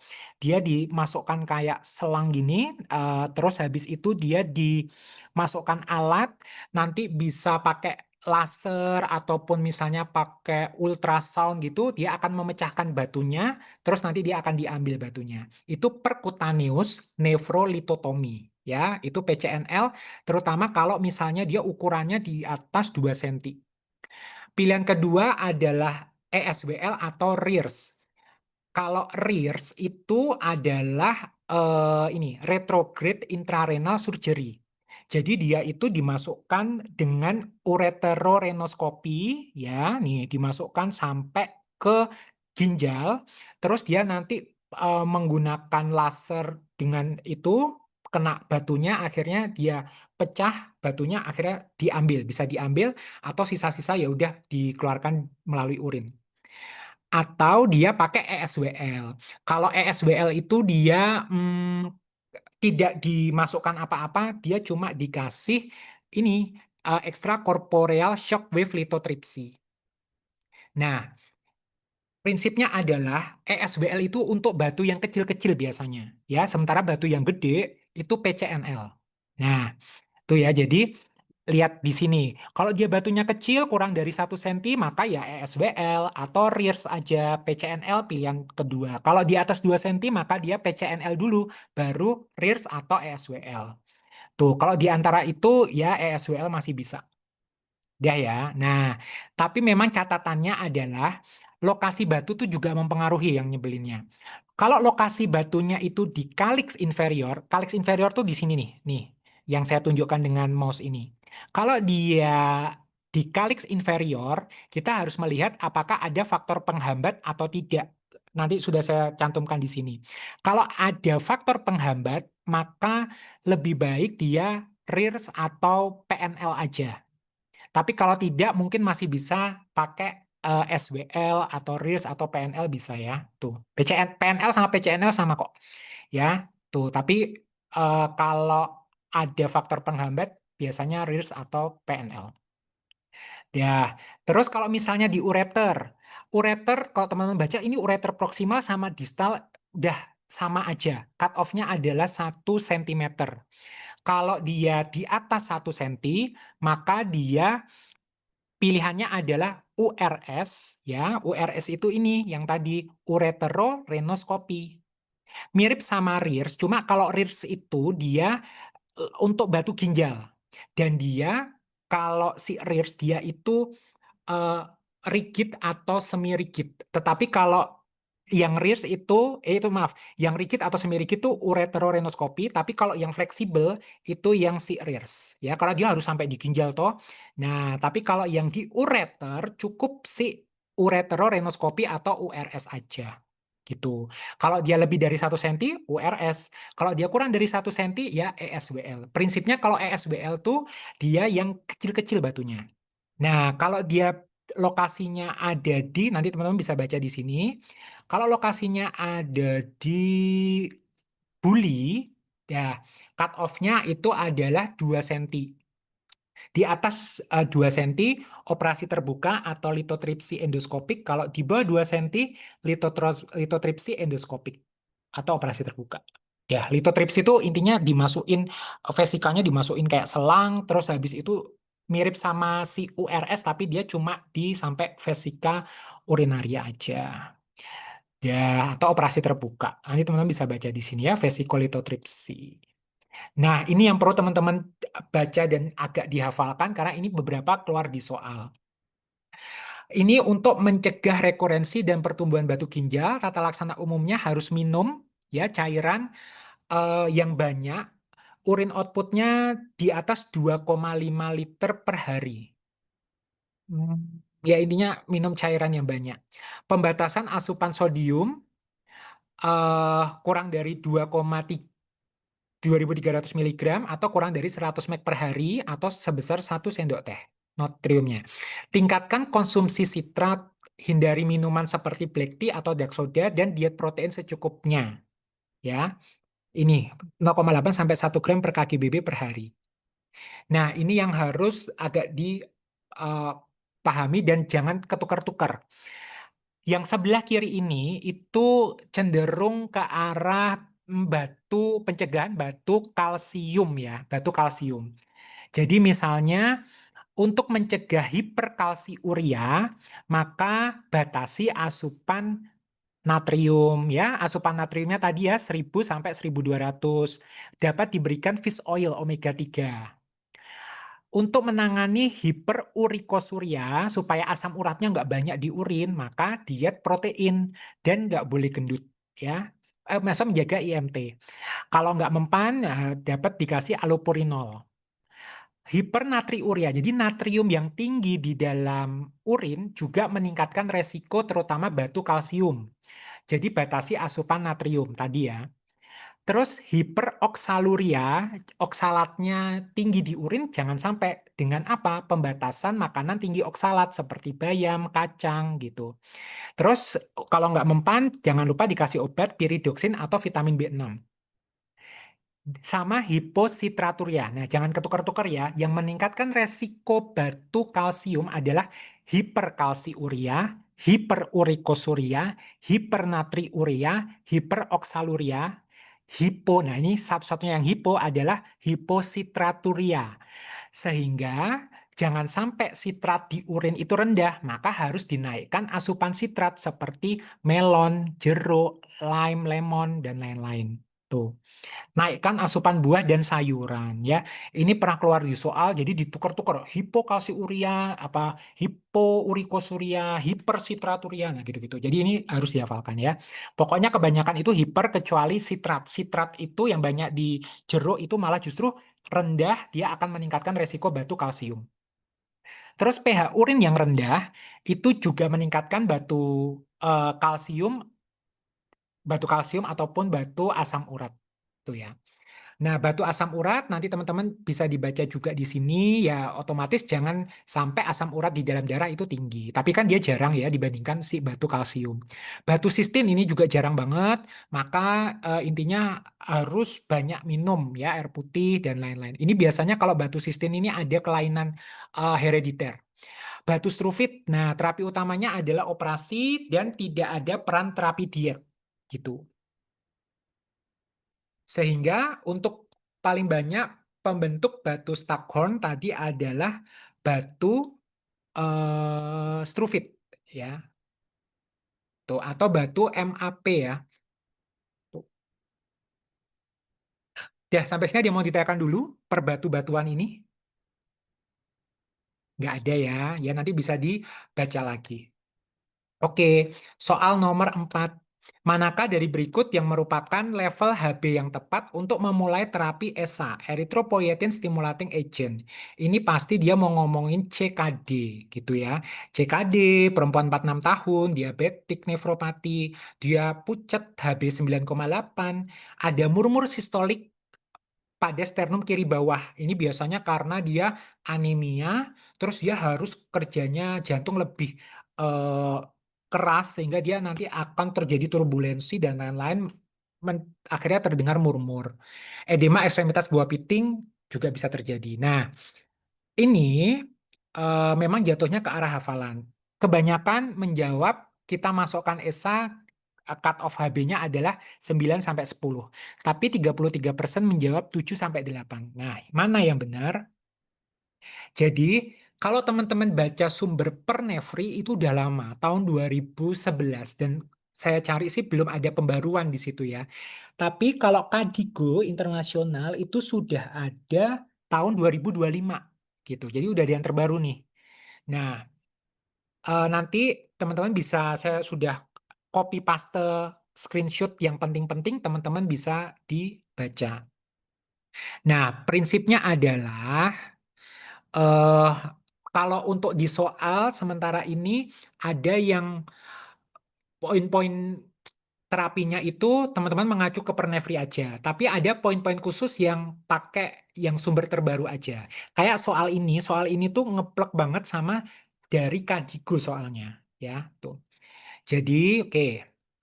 Intinya anemia pada CKD, teman-teman jangan cuma menyalahkan si karena defisiensi eritropoietin.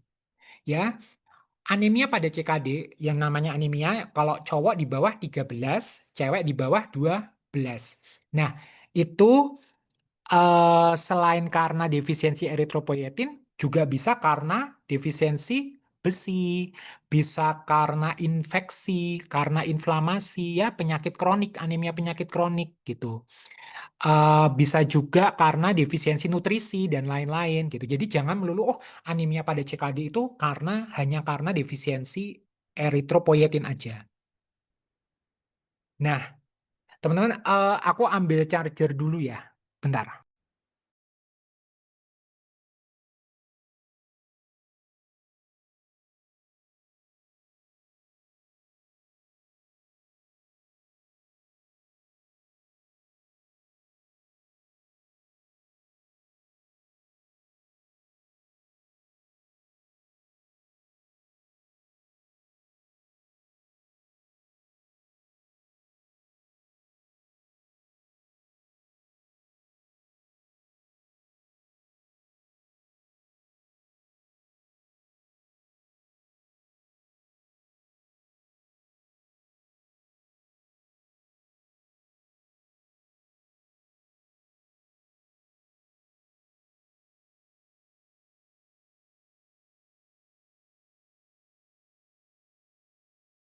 Oke, lanjut ya. Semangat ya, memang materinya agak memuakkan.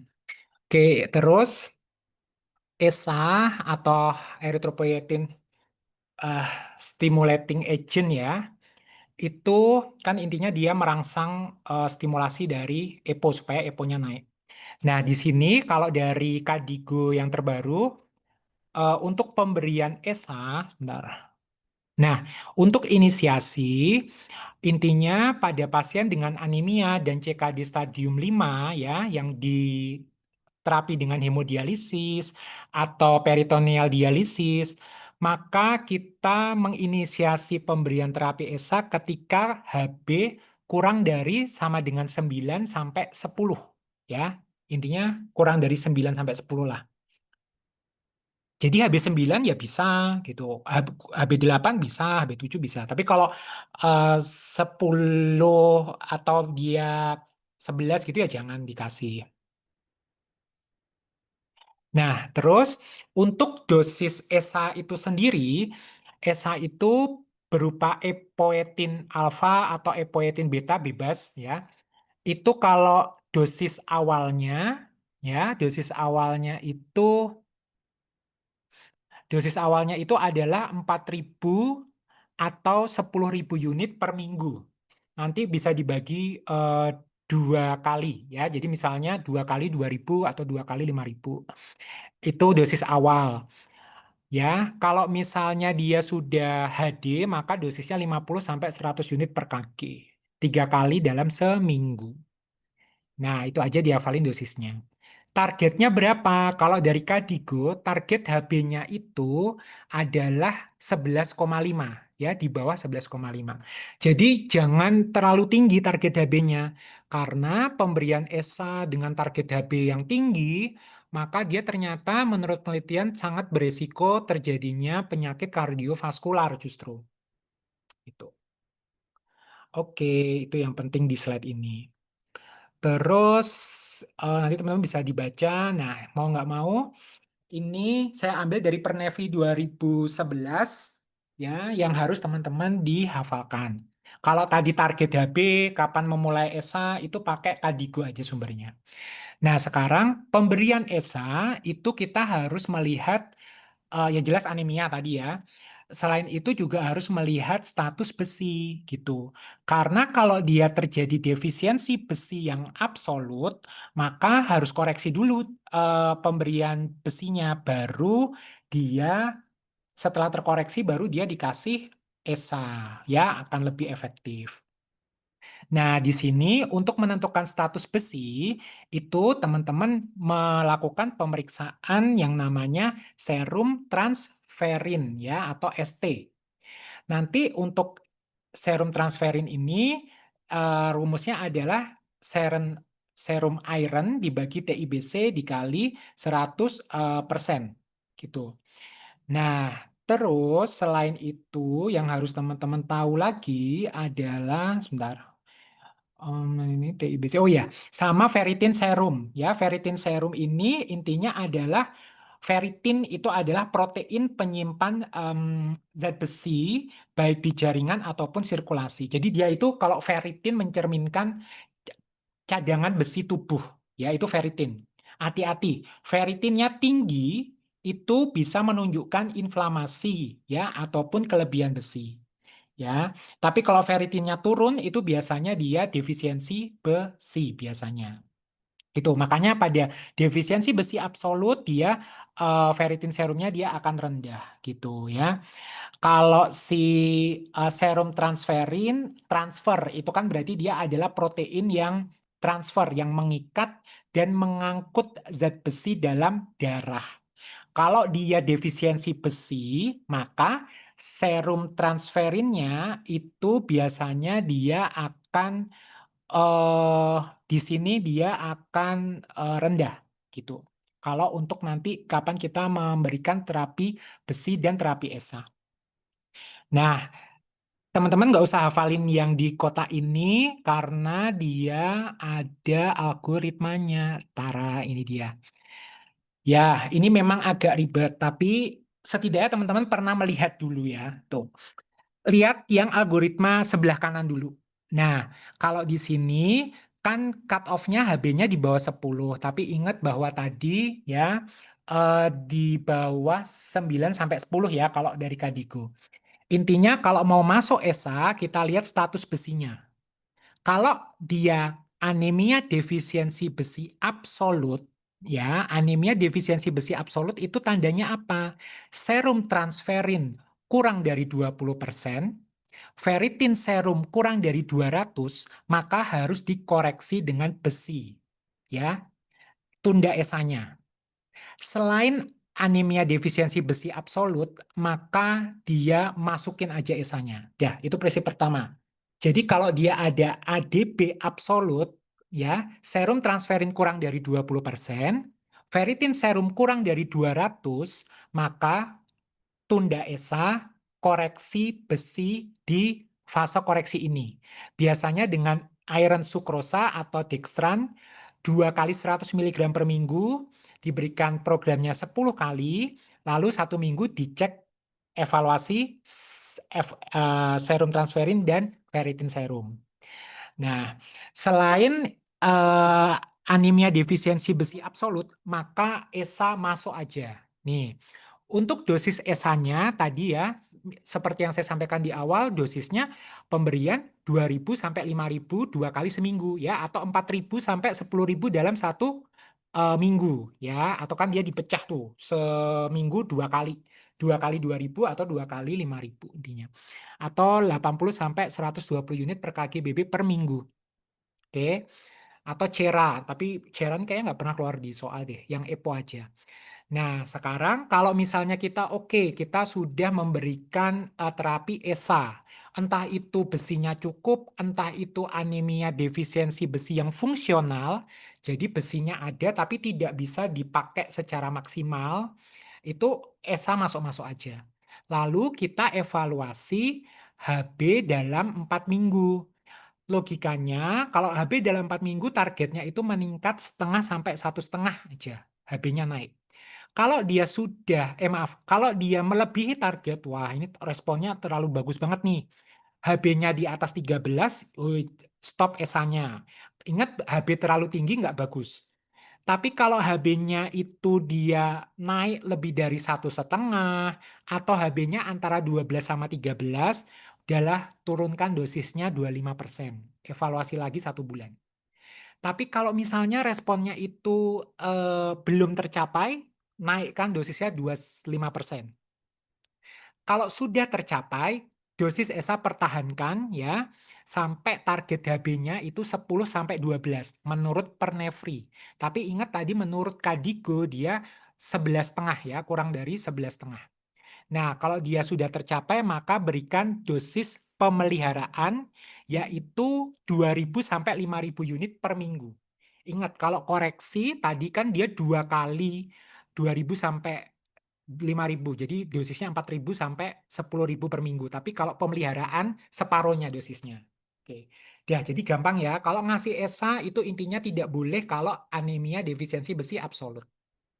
Baru teman-teman beralih ke algoritma sebelah kiri.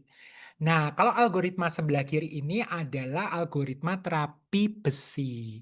Nah, ini memang pernah keluar di soal, saya pernah baca itu kayak 1 kali, 2 kali gitu. Tapi kalau misalnya teman-teman punya waktu, slow gitu, silakan dihafalkan. Tapi menurut saya dihafalkan karena ini masih H-100 hari, jadi mau nggak mau dihafalkan ya. Tuh.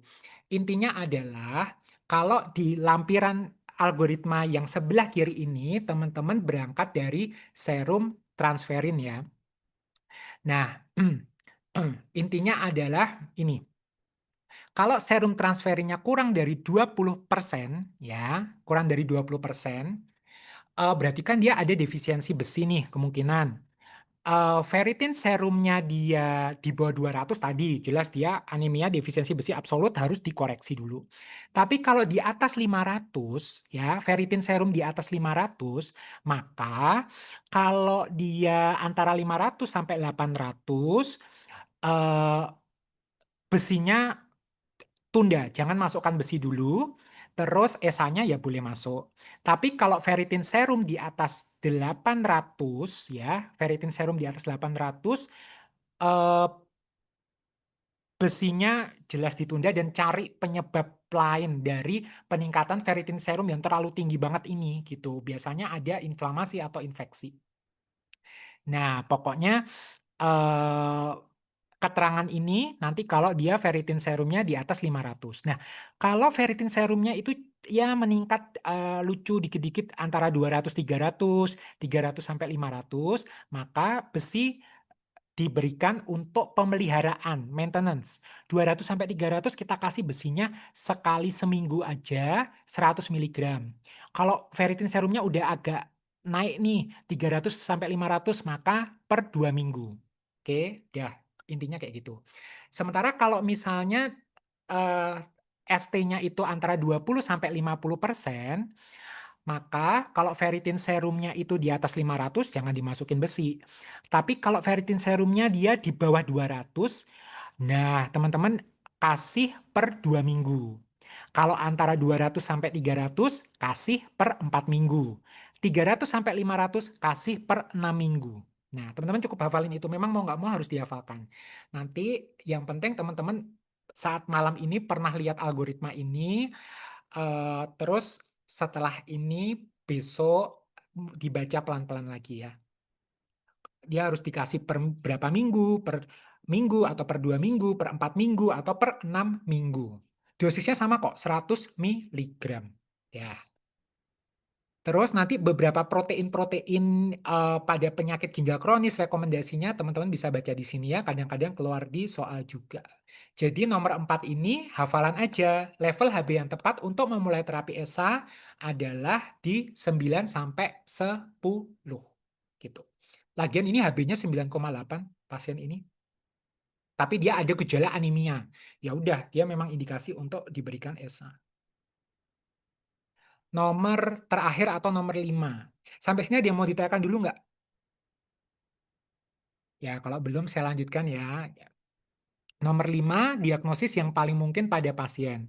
Laki-laki 60 tahun, CKD stadium 4. Ada keluhan nyeri tulang tidak jelas. GFR-nya 17, berarti stadium 4 ya.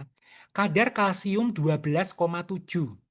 Nanti kalau soal itu biasanya memang ada rentang normalnya, tapi cukup teman-teman tahu bahwa kalsium itu di darah itu ya antara 9, 10, atau sampai ada yang 11 lah, tapi 12 ini kalsiumnya tinggi gitu, hiperkalsemia. Fosfatnya 5,64, PTH-nya naik 1471. Heboh banget nih. ALP-nya 470. Nah, diagnosis yang paling mungkin teman-teman menjawabnya adalah hiperparatiroidisme sekunder. PTH-nya naik sekunder. Oke. Ini mengingatkan aja terkait metabolisme vitamin D dan paratiroid hormon. Mengingatkan aja kalau vitamin D3 ya itu dibentuk dari kulit ataupun dari makanan yang kita makan gitu. Provitamin D3 akan diubah menjadi vitamin D3 ya. Atau nama lainnya adalah kolekalsiferol ya. Provitamin D3 diubah menjadi vitamin D3 oleh cahaya matahari dan lain-lain atau kolekalsiferol. Vitamin D3 atau kolekalsiferol ini akan dibawa ke hati ya untuk diubah menjadi 25-OH vitamin D3 atau kalsifediol ya dengan enzim yang namanya enzim di hati vitamin D25 hidroksilase gitu. Nah, si kalsifediol ini akan bekerja akan ke ginjal ya dengan enzim yang ada di ginjal itu dia akan diubah ke menjadi kalsitriol. Kalsitriol adalah bentuk aktif dari vitamin D ya atau kalsitriol ini 1,25 OH2 vitamin D3 gitu. Tapi kalau teman-teman melakukan pemeriksaan lab kadar vitamin D itu biasanya yang dicek itu yang kalsifediol 25 OH vitamin D3. Soalnya kalau kalsitriol itu nggak valid nanti kalau diperiksa untuk menentukan status kadar vitamin D3 di dalam darah. Nah, bentuk aktif vitamin D atau kalsitriol ini akan bekerja di usus untuk meningkatkan absorpsi dari kalsium dan fosfat. Nah, di metabolisme vitamin D ini ternyata ada peran si paratiroid hormon yang dihasilkan oleh glandula paratiroid gitu. Glandula paratiroid menghasilkan paratiroid hormon itu dia akan memiliki efek di ginjal ya itu karena dia dipicu sama kadar kalsium di darah yang rendah. Misalnya kadar kalsium di dalam darah rendah merangsang kelenjar paratiroid menghasilkan PTH. PTH berefek di ginjal akan menyebabkan kalsium itu diambil dari tulang dan masuk ke dalam darah sehingga meningkatkan kadar kalsium di dalam darah gitu. Ya, PTH nanti juga akan bekerja di ginjal merangsang tadi ya pembentukan dari vitamin D, bekerja di usus, meningkatkan penyerapan dari kalsium dan fosfat gitu. Intinya paratiroid hormon itu berusaha meningkatkan kadar kalsium dari darah. Bagaimana dengan fosfat? Nanti akan seimbang. Biasanya kalau kalsiumnya dia tinggi, maka dia fosfatnya akan rendah. Tapi kalau misal kalsiumnya rendah, fosfatnya tinggi, gitu-gitu. Akan ada keseimbangannya. Secara kasarnya ya, gitu. Tapi untuk detailnya teman-teman bisa dibaca di sini. Nah, terus kalau hiperparatiroid itu memang ada yang primer, sekunder, sama tersier. Kalau primer, namanya primer itu pasti kelainannya ada di kelenjar paratiroid yaitu biasanya tumor. Makanya PTH-nya akan tinggi, kalsiumnya akan meningkat. PTH tinggi, kalsium meningkat. Kalsium yang tinggi tidak bisa menekan atau memberikan feedback negatif ke kelenjar paratiroid gitu. Maka itu adalah primary hiperparatiroidisme. Tetapi kalau misalnya hiperparatiroid sekunder, kalau PTH-nya meningkat, sekunder itu bukan kelainannya bukan di kelenjar paratiroid, itu biasanya terjadi pada pasien dengan defisiensi vitamin D atau CKD. Logikanya kalau pada pasien CKD, maka kadar kalsium akan ambles di darah, hipokalsemia. Kalau terjadi hipokalsemia, maka PTH akan naik gitu. Jadi yang membedakan sekunder sama primer itu gampangannya adalah lihat kalsium. Kalau kalsiumnya tinggi, maka dia primer. Kalau kalsiumnya rendah atau normal, maka dia sekunder gitu. PTH-nya meningkat karena kalsium di dalam darah itu rendah. Dia nggak akan bisa naik karena memang pasien dengan gangguan ginjal kalsiumnya akan hilang. Nah, sekarang kalau tersier, nah ini disebabkan karena hiperparatiroid yang sekunder yang terjadi lama banget. Jadi pada pasien advance CKD, karena dia PTH-nya dipaksa untuk dihasilkan oleh kelenjar glandula paratiroid, maka dia itu akan mengalami hiperplasia. Dan lama-kelamaan dia akan bersifat otonom. Tidak dipengaruhi kadar kalsium lagi. Udah nggak peduli tuh kadar kalsium di dalam darah mau rendah mau tinggi. Dia akan menghasilkan PTH yang terus-menerus. Sehingga kadar PTH-nya akan sangat meningkat dan kadar kalsiumnya dia akan cenderung naik. Gitu. Ya, jadi kalau hiperparatiroid tersier kata bedanya sama primer, PTH-nya akan sangat tinggi dan dia ada disebabkan oleh CKD yang lama, advance CKD yang udah lama gitu. Sementara kalau primer kan karena tumor gitu. Ya.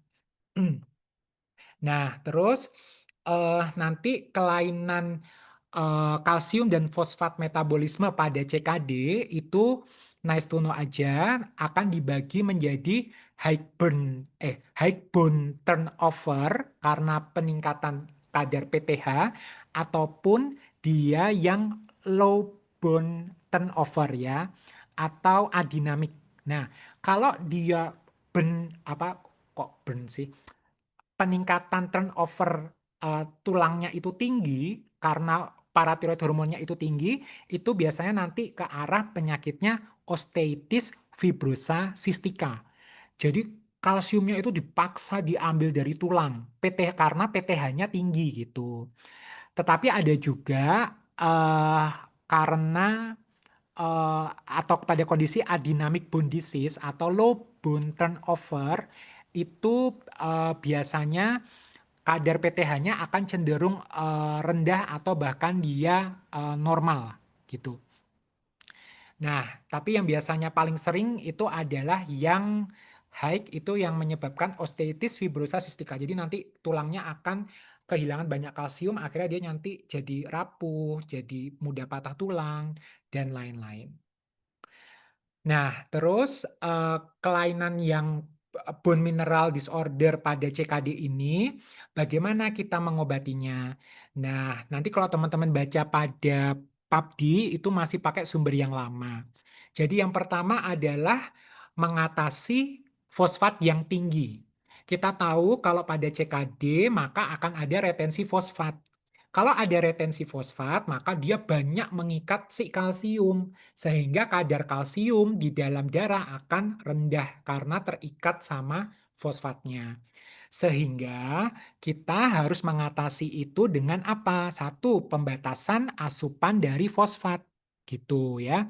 Karena fosfat banyak dalam daging, produk hewan seperti susu dan telur dibatasi sebanyak 600 sampai 800 mg per hari. Kalau enggak, kita kasih fosfat binder. Fosfat binder itu ada yang kalsium base, ada yang non-kalsium base ya. Makanya kita sering kasih kalsium karbonat gitu ya, supaya kadar fosfatnya tidak tinggi di dalam darah gitu. Tetapi resiko kalau kita pakai fosfat binder yang kalsium base, maka dia meningkatkan resiko kalsium di dalam darah, malah jadi batu ginjal dan lain-lain. Makanya kita juga harus mengevaluasi kadar kalsium dalam darah. Kalau kalsiumnya udah tinggi ya jangan dikasih yang fosfat binder yang kalsium base gitu ya. Tapi yang non kalsium base gitu. Contohnya adalah sevelamer dan lain-lain. Terus selain itu, setelah kadar fosfatnya mencapai target, tidak terlalu tinggi, maka teman-teman mentargetkan paratiroid hormon. Ingat bahwa pada CKD PTH-nya itu akan tinggi. Nah, jangan tinggi-tinggi banget. Nah, kalau fosfatnya udah lumayan terkontrol, maka mengatasi peningkatan paratiroid hormonnya dapat diberikan dengan pemberian macam-macam nih. Contohnya adalah pemberian kalsium mimetik. Jadi dia mirip kerjanya kayak kalsium, tapi bukan kalsium. Dia mirip kayak kalsium, dia nanti bekerja di kelenjar paratiroid sehingga si paratiroid kelenjarnya ini, oh kayaknya kalsiumnya normal-normal aja nih. Sehingga dia akan menurunkan kadar paratiroid hormon production. Atau kita kasih kalsitriol ya. Nah, untuk pemberian kalsitriol, hati-hati. Pemberian kalsitriol ini akan dapat meningkatkan penyerapan fosfat dan kalsium di saluran cerna. Sehingga kalsitriol dibatasi pada pasien dengan kadar fosfat yang normal dan PTH-nya meningkat di atas 2,5 kali normal. Ini pernah keluar di soal. Kapan kalsitriol kita kasih pada pasien CKD? Kita kasih kita kasih kalsitriol kalau kadar fosfat normal dan kadar PTH-nya di atas 2,5 kali normal.